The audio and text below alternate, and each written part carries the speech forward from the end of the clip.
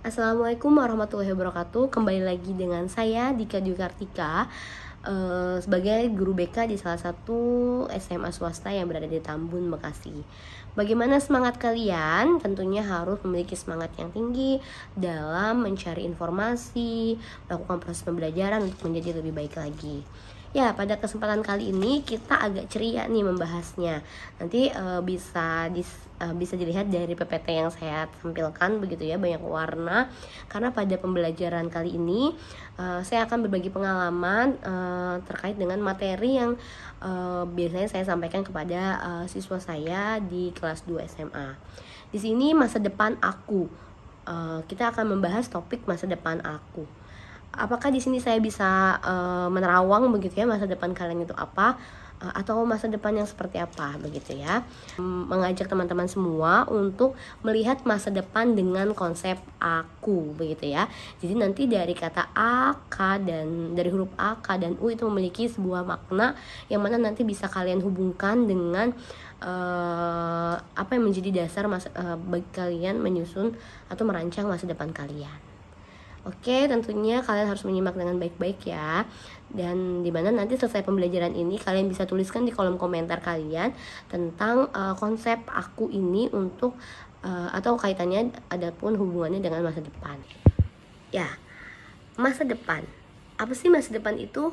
Ya, silakan kalian tulis di kolom komentar begitu ya. Masa depan versi kalian itu apa? Kalau menurut saya masa depan itu adalah suatu pencapaian begitu ya. Setiap insan yang mana pencapaian itu pasti merujuk pada suatu kesuksesan hidupnya. Nah, di sini kita akan membahas tentang pengertian masa depan. Masa depan itu adalah masa yang selalu dinantikan oleh setiap insan, yang harus direncanakan sejak dini sehingga cita-cita dapat menjadikan kenyataannya gitu. Jadi sebuah harapan hidup mungkin ataupun goals kemudian dan lain sebagainya.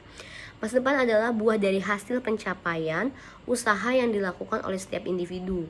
Tentunya kalau usaha kita lebih semangat, kemudian kita bisa baca peluang yang ada dan lain sebagainya, tentu masa depan kita mungkin akan sesuai dengan harapan kita. Begitupun sebaliknya. Tentu masa depan seseorang memiliki standar dan tingkat yang berbeda-beda. Jadi tidak bisa dikatakan si A sukses kemudian kita itu menaruh kesuksesan kita seperti si A. Tidak, karena kesuksesan setiap orang itu memiliki tingkatan yang berbeda-beda. Nah, di sini hubungannya pendidikan dengan masa depan tentunya erat sekali hubungannya. Di sini kita akan coba mengajak kalian untuk berpikir apa sih hubungan pendidikan dengan masa depan? Bangsa dan dimanapun akan menjadi besar diukur dari sumber daya manusianya. Jadi semakin tinggi peradaban suatu bangsa, maka akan berdampak pula terhadap kualitas sumber dayanya. Pembangunan sektor pendidikan mutlak dilakukan karena secara langsung akan berpengaruh terhadap hidup dan kehidupan umat manusia. Karena pendidikan itu sifatnya terus berkembang begitu ya, sesuai dengan teknologi yang ada, dan itu beriringan dengan proses dari kehidupan ataupun pencapaian bangsa begitu ya. Nah, kemudian pendidikan secara hakiki menjadi bagian yang tidak bisa terpisahkan oleh berbagai kebutuhan dasar manusia gitu ya. Jadi untuk menciptakan sumber daya manusia yang bagus tentunya harus dilihat dari pola pendidikan yang bagus juga, karena sumber daya manusia yang bagus itu tentunya dilakukan dari kurikulum pola pendidikan yang baik, kemudian pengajarannya dan juga lain sebagainya, itu saling berkaitan. Oleh sebab itu, pendidikan merupakan hajat orang banyak yang akan menjadi barometer bagi setiap manusia. Semakin tinggi tingkat pendidikan seseorang, maka semakin luas dan juga pola pikir semakin berisi. Nah, pola tindakan, pola tingkah lakunya juga sama, dapat mengikutinya dengan sejalan.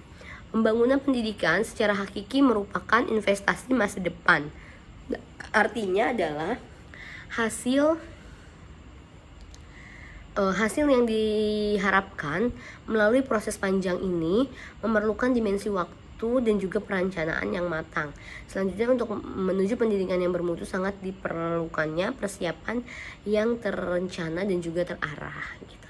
Jadi dalam proses belajar di pola pendidikan itu kita biasanya sudah memiliki sebuah strategi untuk menciptakan sesuatu yang direncanakan kemudian terarah. Nah, di sini saya akan jelaskan tadi kata maksud aku, masa depan aku bukan berarti saya bisa bisa mencari tahu apa masa depan kalian gitu, bukan. Tetapi konsep aku di sini itu adalah konsep untuk merancangkan masa depan. Bagaimana Anda bisa mewujudkan sebuah keinginan dengan memperhatikan kesinambungan dan juga keselaratan antara ambisi, kenyataan dan juga usaha. Jadi aku di sini A-nya itu adalah ambisi.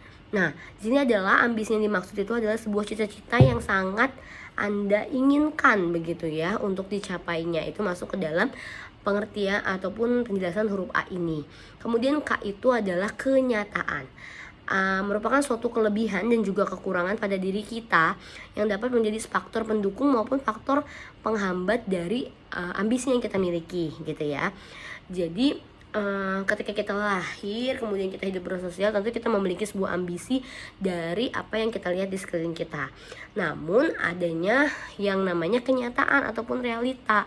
Nah, kenyataan ataupun realita ini bisa menjadikan sebuah faktor pendukung ataupun penghambat gitu ya untuk mencapai sebuah ambisi tersebut gitu. Nah, biasanya di kenyataan ini nih yang kita harus bisa menerima dan juga membaca peluang yang ada sesuai dengan realita yang kita miliki, baik kemampuan maupun faktor pendukung lainnya. Nah, kemudian U-nya itu adalah usaha, yang merupakan suatu kegiatan yang kalian lakukan untuk mencapai ambisi atau keinginan Anda. Nah, biasanya di usaha inilah segala sesuatu yang harus kita lakukan dengan kerja keras, kemudian dengan konsisten juga, begitu ya. Nah, bagaimana sih cara penerapannya atau contohnya seperti apa? Kita bahas pada slide berikutnya. Nah, contoh di sini ada seorang siswa kelas 3 SMA di salah satu sekolah negeri berambisi ingin menjadi pilot pesawat tempur TNI. Nah, faktor pendukung. Nah, di sini ambisinya ingin menjadi seorang pilot. Kemudian faktor pendukungnya itu adalah kemampuan dan keadaan karena ia bertubuh tinggi dan berisi. Kemudian kemampuan intelektualnya dia juga oke, begitu misalkan. Kemudian keadaan ekonominya juga mendukung. Nah, kemudian dukungan orang tua juga ada. Nah, tapi ada faktor penghambat gitu ya. Sebenarnya ini sepele begitu ya, tapi ini sebagai contoh saja.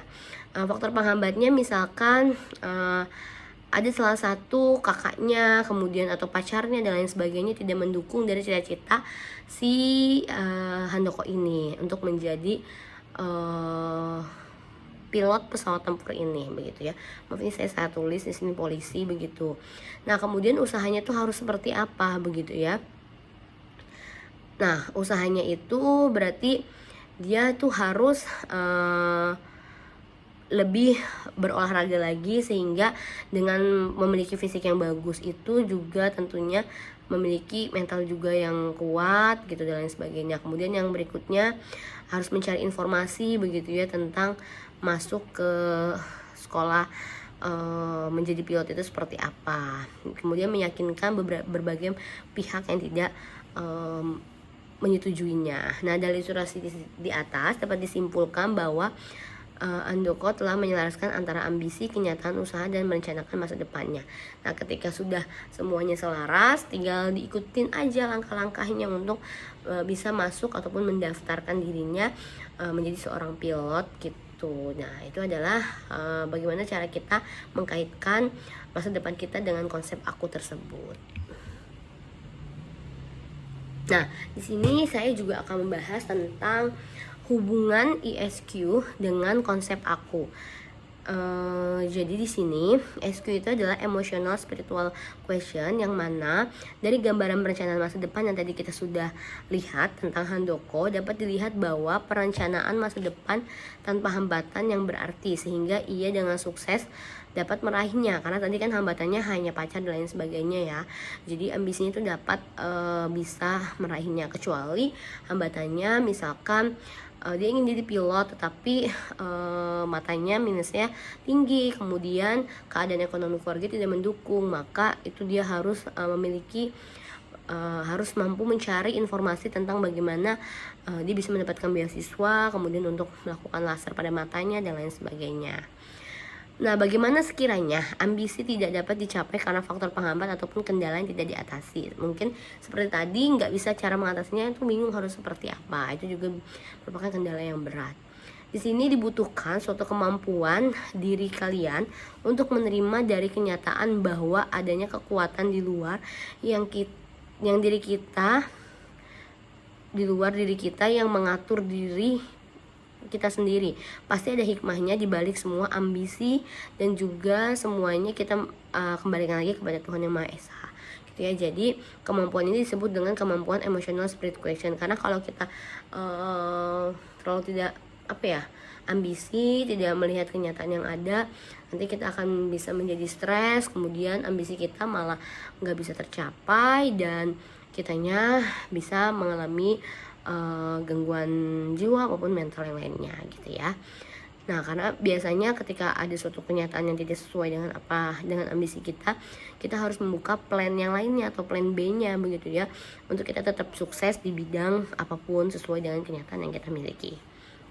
Nah, kemampuan emotional spiritual quotient itu adalah kemampuan seseorang untuk dapat memahami bahwa apapun yang dia lakukan di dunia ini itu karena Tuhan Yang Maha Esa, sehingga apabila terjadi kegagalan tidak akan putus asa dan mampu menjadikan hambatan menjadi sebuah peluang begitu ya. Jadi sifat emotional quotient itu seperti itu. Jadi kita nggak boleh merasa putus asa dalam sebuah kegagalan yang kita miliki, tapi semua itu udah rencana dari Allah Subhanahu wa Ta'ala.